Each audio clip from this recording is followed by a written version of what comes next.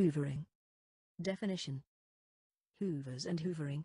A hoover is a metaphor taken from the popular brand of vacuum cleaners, to describe how an abuse victim trying to assert their own rights by leaving or limiting contact in a dysfunctional relationship, gets sucked back in when the perpetrator temporarily exhibits improved or desirable behavior.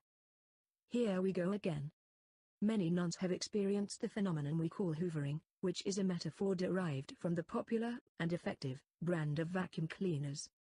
And just as dust gets caught up in the vacuum cleaner, many nuns get sucked back into the status quo when they attempt to escape an abusive situation. It is most likely to happen when there has just been an emotional outburst, episode of violence, or other extreme period of abuse, at the point where the perpetrator realizes the victim is likely to leave, retaliate, or seek help from others.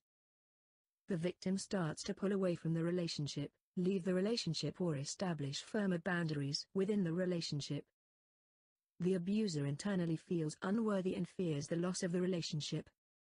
The abuser may shower their victim with gifts, compliments, promises, demonstrations of love and acts of affection in order to win back the victim's trust or faith, and therefore maintain the status quo. Hoovering is one of the key components of an abusive cycle. It is the tactic which ensures many abusers do not have to live alone.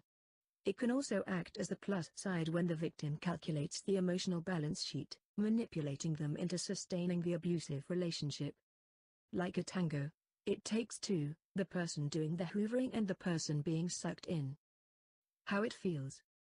Hoovering feels good, and that's the point. When you are being hoovered, your warm and fuzzy buttons are all getting pushed. Your feelings are getting validated, your needs are being met, your wildest dreams are coming true, your opinions matter, you are the most important person in the world to that certain person. It often feels like vindication. You might find yourself thinking, finally, the message is getting through. I'm not crazy after all. Now that is what I'm talking about. They really do love me. But watch out.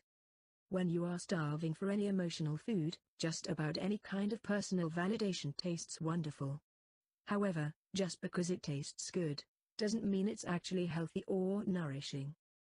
Manipulative abusers are often adept at giving their victims enough of what they want to keep them where they want them. Even slave owners know that they have to feed them enough to keep them healthy and productive. How do I know if a hoover is real? It can be a struggle to work out whether a hoover really is a hoover, because it initially looks like it could be a sincere attempt at change by the personality disordered person whom they care about. And as nuns, that's what we want. The mistake in that logic is that it assumes that it can't be both. Many abusers and personality disordered people really are sincere and really are trying when they also are hoovering. People who are hoovering you may not be consciously trying to manipulate you or deceive you. They may sincerely be trying, even hoping, to make it better this time. They may not be consciously lying when they make promises of change and put them into practice.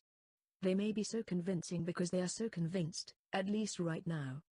You are going to have to be like the adult in a parent-child relationship, who listens to their child's black and white promises and says, "We'll wait and see." If you're not sure if you're being hoovered, you should wait and see. Take the long-term view. A person's character is like an average of their behaviors over their lifetime. People can and do make positive changes in their lives sometimes, deciding to change their behavior for the better. Wait a year and see. If you feel you can't wait a year, it could be your relationship balance sheet is deeply in the red, which is an alarm bell worth listening to. How to cope. If somebody who has been treating you abusively starts to treat you well, there's no harm in letting them knock themselves out and give yourself a break. Just be careful not to take the bait to erode your boundaries, settle for less than you deserve, stop doing things that are healthy for you, or stop exercising your own independence. What not to do. Don't change any of your boundaries or allow them to be broken during a hoover.